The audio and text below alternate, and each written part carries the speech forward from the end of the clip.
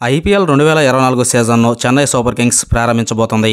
ఆర్సీబీతో Chennai Super Kings team సొంతగడ్డపై తొలి match ఆడనుంది. ఈ మ్యాచ్ శుక్రవారం మార్చి 22 చెన్నైలోని చిదంబరం స్టేడియంలో జరగనుంది. Chennai Super Kings last year మరోసారి ధోనీ కెప్టెన్సీలో ఐపీఎల్ ట్రోఫీ గెలిచింది.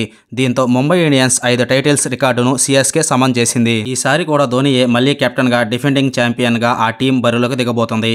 లాస్ట్ ఇయర్కి ఇప్పటికీ ఆ టీంలో కొన్ని కీలక మార్పులు జరిగాయి. ఈ వేలంలో star New Zealand player Daryl Mitchell, Rachin రవీంద్రలతో పాటు శార్దూల్ ఠాగూర్, ముస్తఫిజుర్ రెహమాన్, సమీర్ రిజ్వీ లాంటి ప్లేయర్స్ను కొనుగోలు చేసింది. ఈ ప్లేయర్స్ రాకతో చెన్నై సూపర్ కింగ్స్ టీం తుది జట్టులో మార్పులు తప్పేలా లేవు.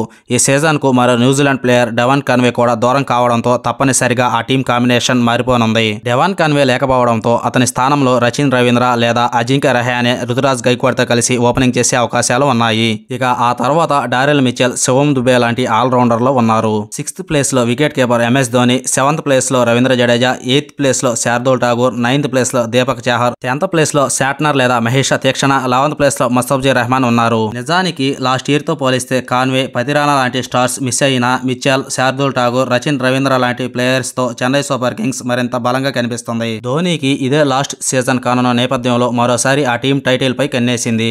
ఈ నేపథ్యంలో తొలి మ్యాచ్లోనే ఆర్సీబీపై తమకు అందుబాటులో ఉన్న అత్యంత బలమైన తుది జట్టును ఎంపిక చేయడం ఖాయం.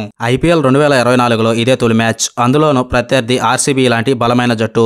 దీంతో విన్నింగ్ స్టార్ట్ చేయడం చాలా ముఖ్యం. తమ సొంత గ్రౌండ్లో ఆడుతుండడం చెన్నైకి కలిసి రానుంది. ఇప్పటికే ధోని 2 వారాలుగా చెన్నైలో ప్రాక్టీస్ చేస్తున్నాడు. Chennai Super Kings strongest playing 11 Ruturaj Gaikwad, Ajinkya Rahane, Rachin Ravindra, Daryl Mitchell, Shivam Dube, MS Dhoni, Ravindra Jadeja, Shardul Thakur, Deepak Chahar, Santner లేదా తీక్షణ, ముస్తఫిజుర్ రెహమాన్.